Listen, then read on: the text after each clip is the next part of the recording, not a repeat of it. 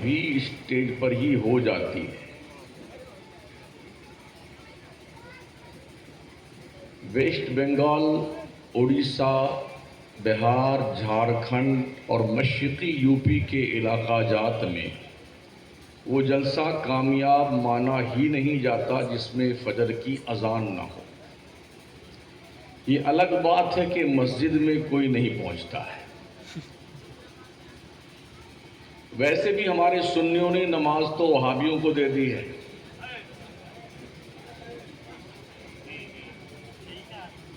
بولے ہم نے نیاز لے لیا ہے، نماز ان کو دے دی۔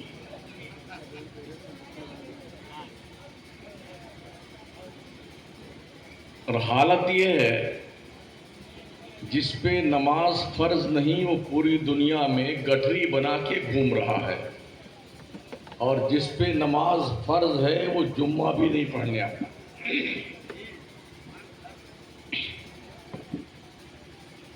اور ہمارے ان جلسوں کے ذریعے سے جو ہماری قوم کی اصلاح ہونی چاہیے تھی وہ قریب قریب نہ کے برابر ہے، کیونکہ جتنے بھی خطیب ہمارے تشریف لاتے ہیں وہ تقریر جمانے کے لیے تشریف لاتے ہیں۔ پورا بتائیں گے کہ ہمارے نام کے ساتھ یہ القاب لکھیے تب ہم آئیں گے جلسے میں، اور جب کمرے سے وہ نکلیں گے تو وہیں سے ان کے نام کے نعرے لگنے چاہیے کہ طوفان ملت تشریف لا رہے ہیں۔ تو بڑا المیہ ہے ہماری جماعت کا، اربوں روپے ایئرلی مسلمانوں کے سنیوں کے جلسوں پہ خرچ ہوتے ہیں، ریفنڈ ہماری قوم کو کچھ نہیں ملتا سوائے واہ واہ واہ واہ سبحان اللہ زندہ باد زندہ باد، اس کے علاوہ اور کچھ نہیں۔ اس پورے مجمع میں اگر میں پوچھ لوں کہ مقتدی کی کتنی قسمیں ہیں، اس کے احکام کیا ہیں، کوئی ایک نہیں جانتا ہو۔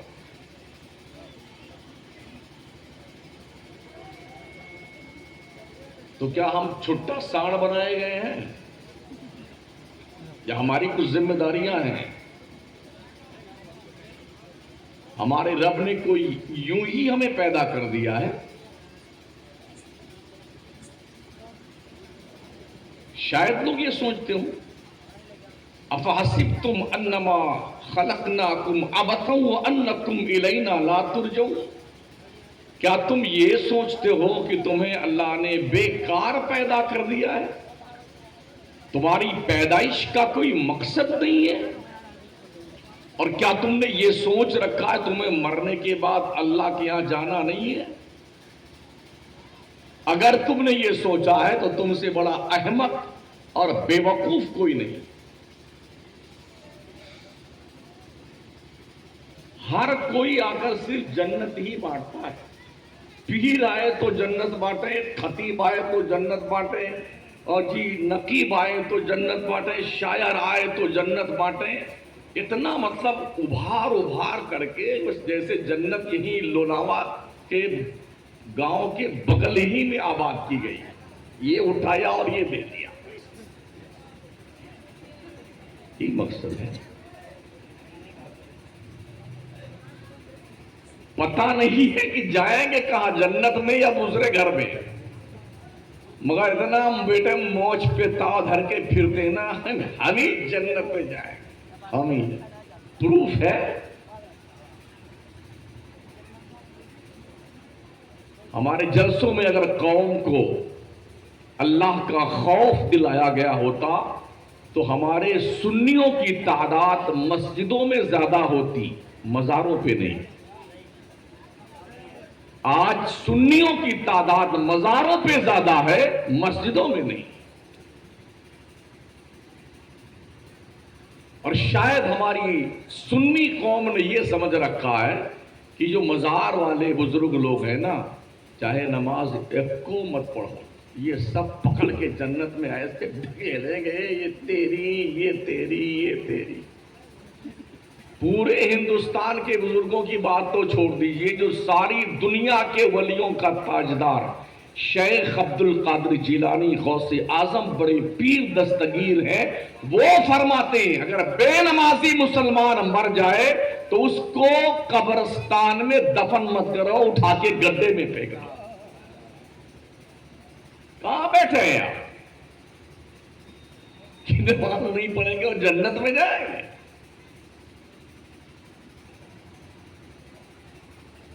عجب لاجک ہے۔ سیاست ہمارے پاس نہیں، قیادت ہمارے پاس نہیں، دولت ہمارے پاس نہیں، سورس ہمارے پاس نہیں، دنیا میں کوئی ہمیں گھاس نہیں ڈالتا، اتنی ذلت ہے، کوئی شعور نہیں۔ بس اتنے بڑے سے سیاستداں لوگ ہیں، اتنے دماغی لوگ ہیں کہ شاید ان سے بڑا ابو علی سینا، سقراط اور بقراط بھی ان کا شاگرد تھا۔ ہاں، جب بیٹھیں گے چائے کے ڈھابلی پہ تو لندن اور امریکہ سے نیچے بات نہیں کرتے۔ جن کی ان کے گھر کی مرغی نہیں سنتی نا، وہ لیکچر دیتے ہیں امریکہ، برٹن اور جرمنی اور کینیڈا کا۔ مطلب یہ کہ ہمارا سیاسی شعور مر چکا ہے اور مقصدیت کے بھیٹ چڑھنے کے بجائے بے مقصدیت کے تربت پر ڈفلی بجا رہی ہے، اور پھر بھی لوگ بڑے خوش ہیں۔ آزادی ہند سے لے کے اب تک کا جو ہمارا اپنا تجربہ اور ہم نے جو پڑھا ہے وہ یہی ہے کہ اس قوم کو اتنا زیادہ ذلیل کر دیا گیا ہے کہ اب آج کی تاریخ میں منہ کھولنے سے یہ قوم ڈرتی ہے، بولنے سے ڈرتی ہے، مست اپنے حال میں ہے۔ سال بھر میں 1000 1500 عرس ہوتا ہے ہندوستان بھر میں، یہ کھچڑے کا موسم آ گیا یا تعزیہ کا موسم آ گیا، یہ بابا کا عرس آ گیا، اب علم بلم اٹھانے کا موسم آ گیا، جھنڈا لے کے جائیں گے یہاں سے غازی سرکار بہرائچ شریف۔ سمجھتے ہیں کہ سب سے بڑی خدمت دین کی یہی ہے۔ یہ سب جہالت ہے، جہالت جہالت اونلی جہالت ہے۔ 2-4 سال سے تو یہ جنگلی پن چالو ہے، تازیوں کے ساتھ بت لگا دیے گئے ہیں، مورتیاں رکھ دی گئی ہیں، اور ہمارا سنی بت پرستی کر رہا ہے، بت پرستی۔ 50 ویڈیو اور فوٹو میرے پاس موجود ہے تازیوں کے، جہاں مولانا لوگ، پیر لوگ سب تازیہ کندھے پہ اٹھائے ہوئے ہیں اور مورتیاں لگی گلے میں لٹک رہی ان تازیہ بابا کو۔ بدقسمتی سے یہ سارا دھندا، گورکھ دھندا اور یہ جنگلی پل صرف سنیت کے پلیٹ فارم سے ہو رہا ہے۔ مولانا ڈر کے نہیں مارے بولتا نہیں بیچارہ، اگر بول دیا تو سکھوا ناراض ہو جائے گا، بول دیا تو صدر سیکرٹری خزانچی ناراض ہو جائیں گے، کمیٹی ناراض ہو جائے گی، اگر بول دیا تو نذرانہ کٹ جائے گا، آگے پھر بلائے نہیں جائیں گے۔ یہ وہ خوف ہے جو انسان کو حق بولنے سے روک رہا ہے، اور گمراہی کے اس دلدل میں ہماری قوم کا بچہ، بوڑھا، جوان، مرد، عورت سب دلدل میں دھنسے جا رہے ہیں۔ کون ذمہ دار اس کا ہے؟ ہم نے پورے ملک میں لوگوں سے پوچھا ہے کیا ہے تعزیہ، کوئی جواب کسی کے پاس نہیں۔ کس کے غم میں اٹھاتے ہو؟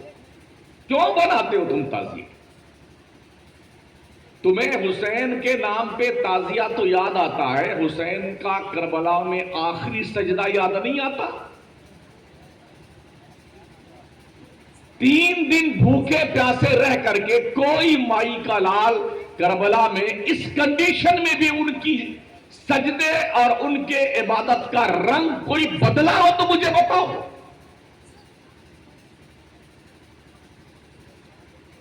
جان جاتے جاتے خدا کو سجدہ کر کے یہ میسج نبی کے نواسے نے دیا ہے کہ اگر قیامت کی صبح تک ایسے حالات دین مصطفیٰ پہ آ جائیں تو یہی کردار اپنانا۔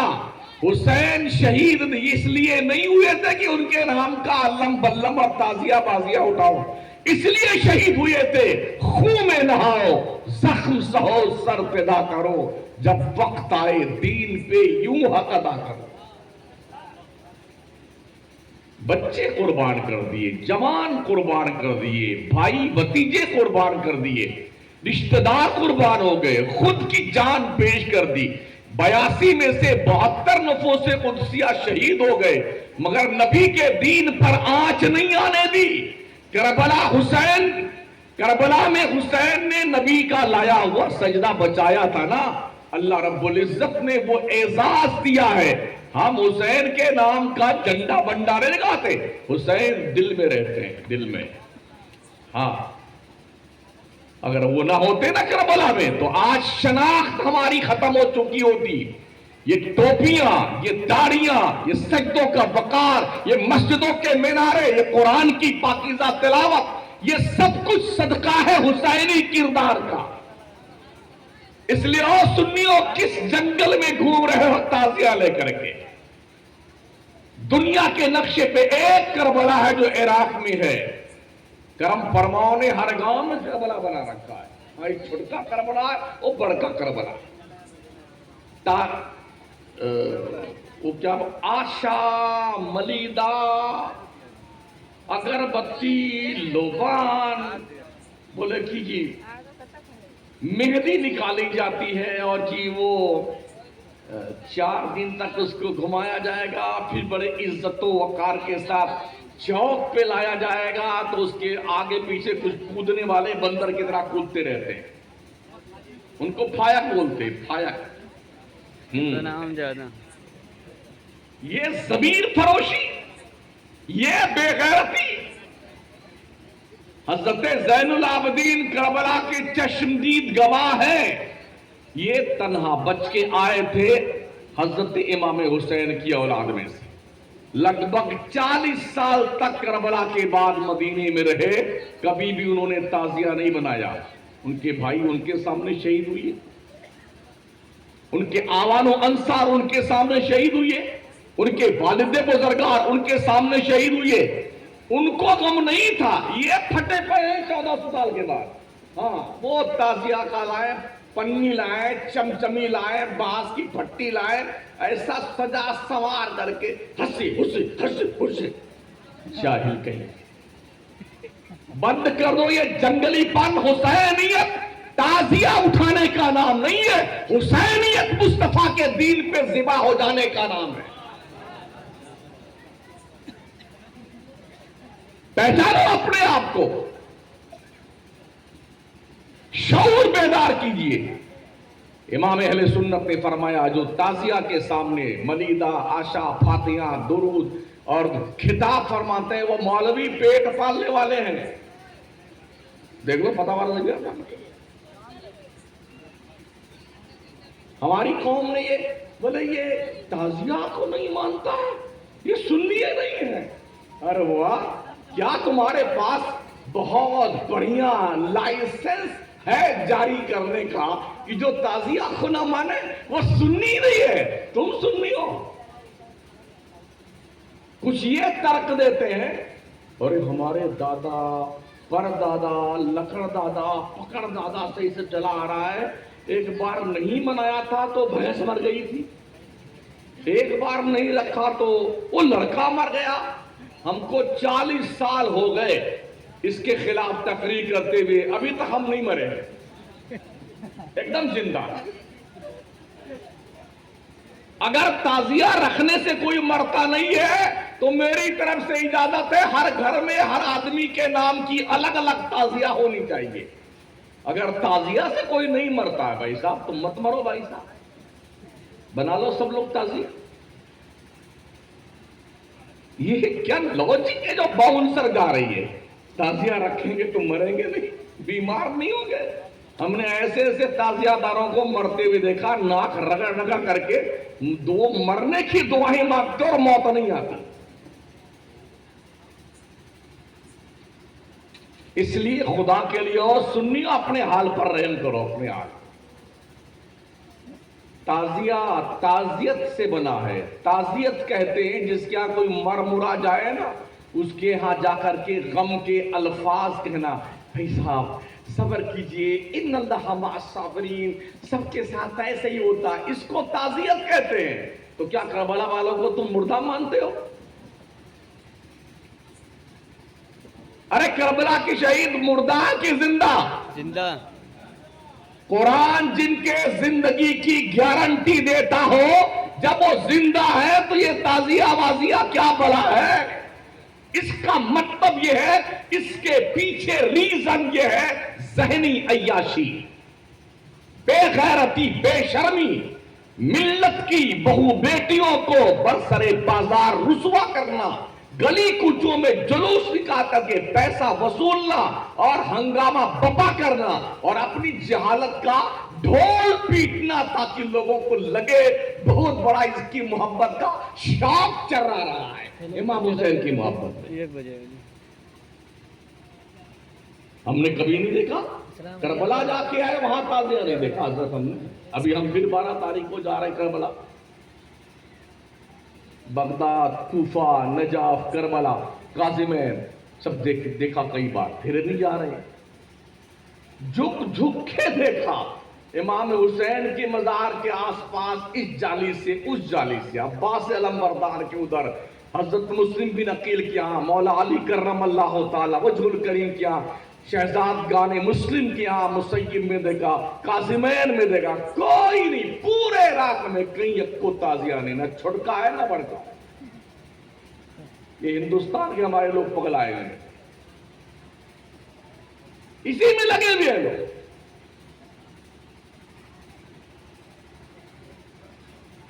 کس قدر ہمارے یہاں جہالت ہے، ان جلسوں کا کیا مقصد ہے؟ روپے خرچ ہوتے ہیں، لوگ بلائے جاتے ہیں، آپ کا وقت برباد ہوتا ہے۔ آپ کو اگر صحیح معنوں میں علم نہ سکھایا جائے، اچھی بات سچی بات نہ بتائی جائے، تو میرے اتنی دور سے آنے کا فائدہ کیا ہوا؟ میں خوش کرنے نہیں آیا ہوں، میرے پاس جنت کا ٹکٹ نہیں، مجھے خود بھی پتا نہیں کہ جنت میں جاؤں گا کہ نہیں جاؤں گا، میں کہاں سے آپ کو ٹکٹ دوں؟ میں نے ہمارے پیر صاحب وعدہ کیے ہیں ہم جنت میں لے کے جائیں گے۔ میں نے ایسے پیروں سے وہی اسٹیج پہ پوچھ لیا آپ جائیں گے؟ تو ان کے چہرے کا رنگ بدل گیا۔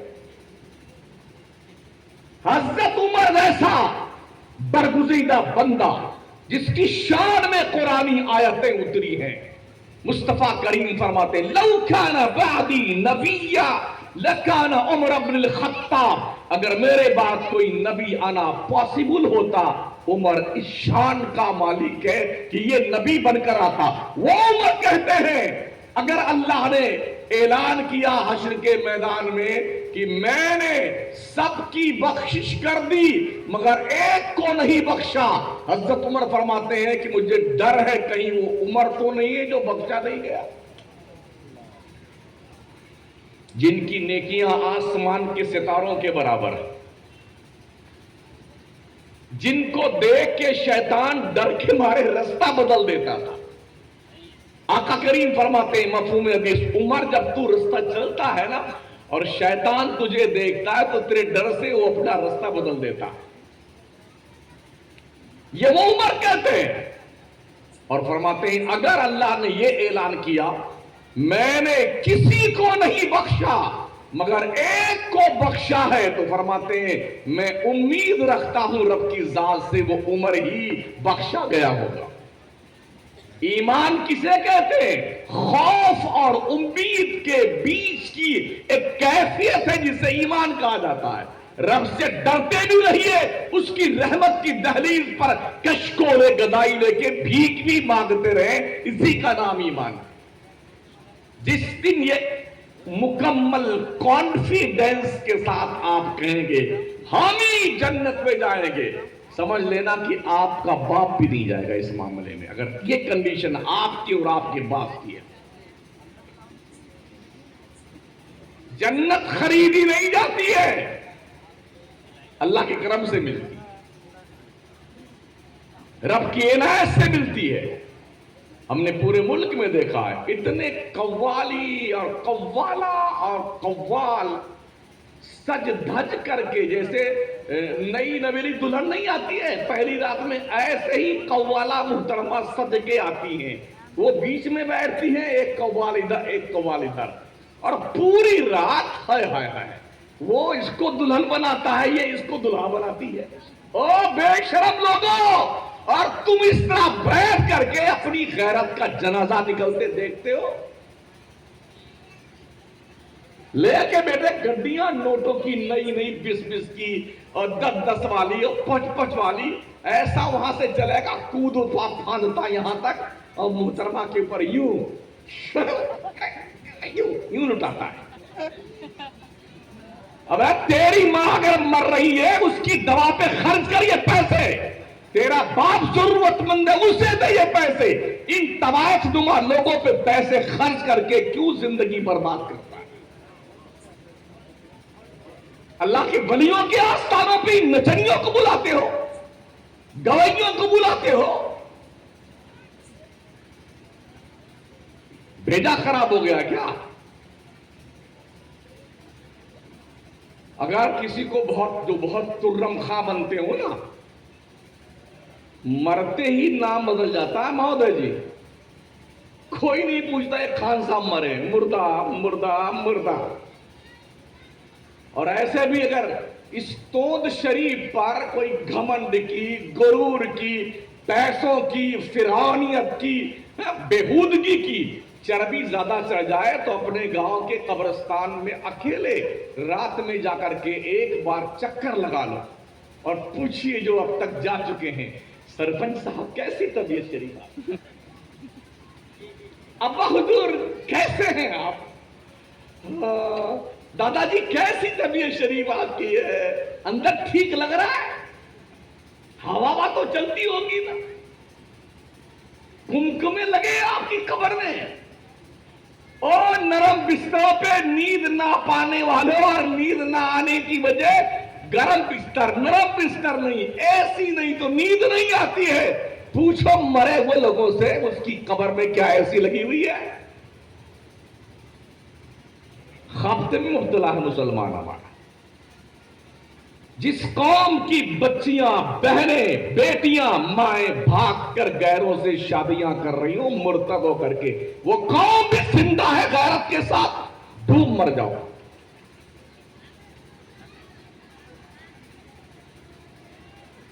ملکی پیمانے پہ ایک کتے کے خلاف سنگھرش کیا جا رہا ہے جس نے ہمارے نبی کی شان میں گستاخی کی تھی، اب تک اس کے خلاف کوئی ایکشن نہیں۔ ہم بھی بھارت کے باشندے ہیں، بائی چوائس رہ رہے بھارت میں، کسی کے پریشر سے نہیں۔ دیش کا سمویدھان ہر بھارتی ناگرک کو اپنے دھرم کے انوسار آزادی کے ساتھ زندگی گزارنے کا باضابطہ طور پر حق دیتا ہے۔ کوئی کسی مذہب کے خلاف ٹپڑی نہیں کرنا چاہیے، ایسا ہمارے دیش کا سمویدھان بتاتا ہے۔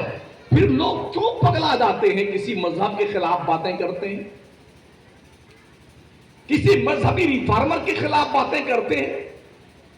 روز احتجاج ہو رہا ہے، ریلی نکل رہی ہے، اور جناب والا اس کے خلاف FIR درج ہو رہی ہے، مگر مجال ہے کہ سر پہ جوں رینگ جائے۔ یہ حالات دیکھنے کے بعد بھی کیا آپ کو نہیں لگتا کہ آپ کو اللہ رسول کے دامن میں پناہ لینی چاہیے؟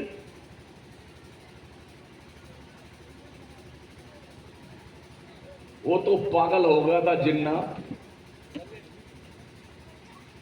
ہاں، کئی دوستوں نے کہا، ہمارے غیر مسلم دوست، پاکستان کو بالکل ملا لینا چاہیے ہندوستان میں۔ ہم نے کہا بھی بسم اللہ کیجیے، بالکل ملا لینا چاہیے پاکستان کو ہندوستان میں، وہ اٹوٹ حصہ ہمارے بھارت کا ہے۔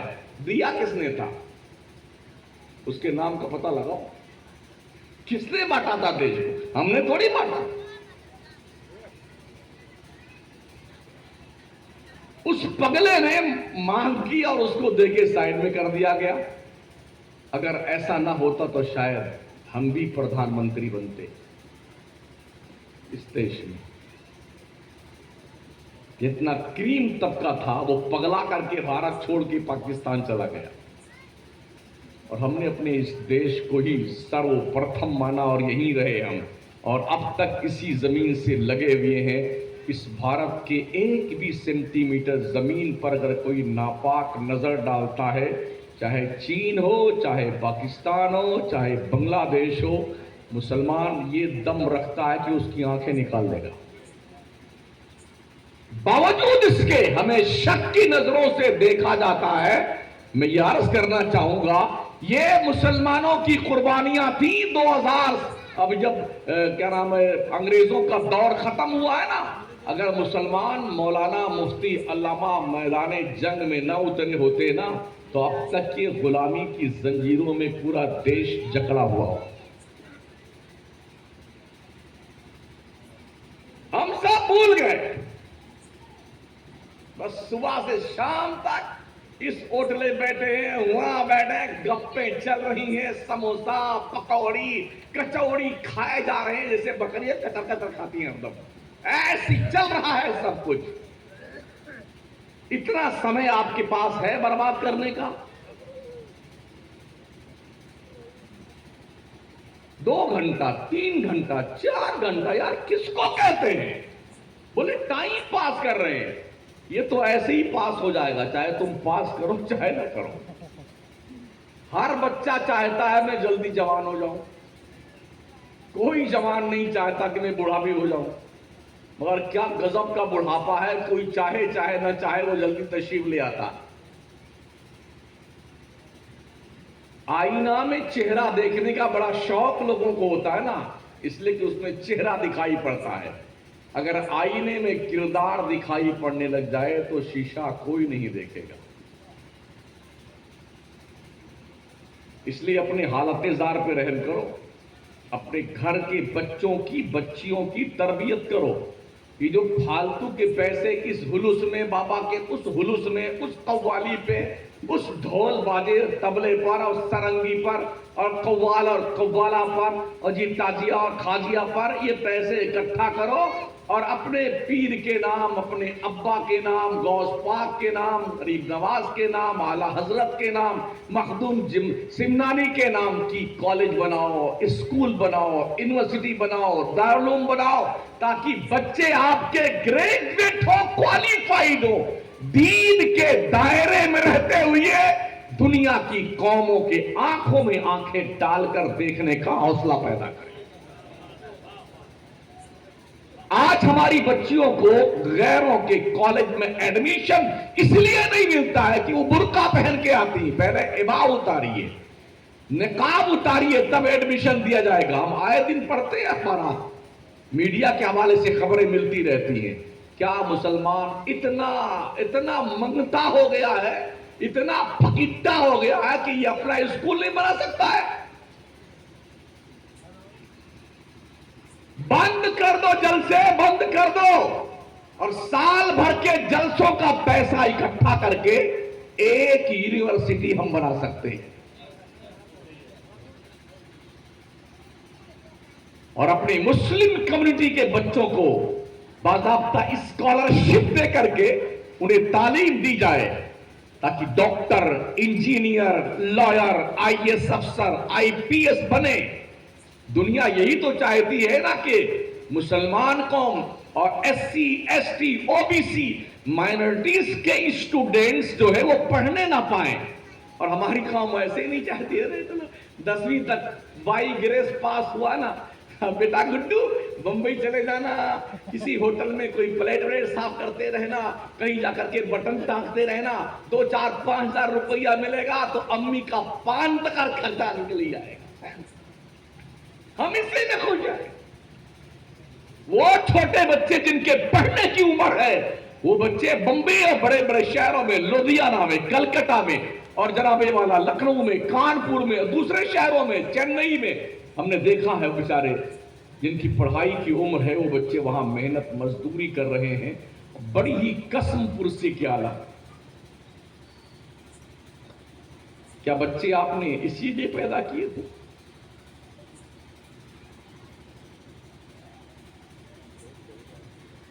اتنا سب کچھ ہونے کے بعد بھی ہماری سمجھ میں کچھ نہیں آتا ہے۔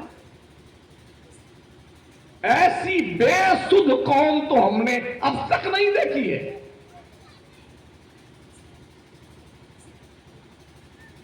اسلام کا قانون ہے کسی پر ظلم مت کرو.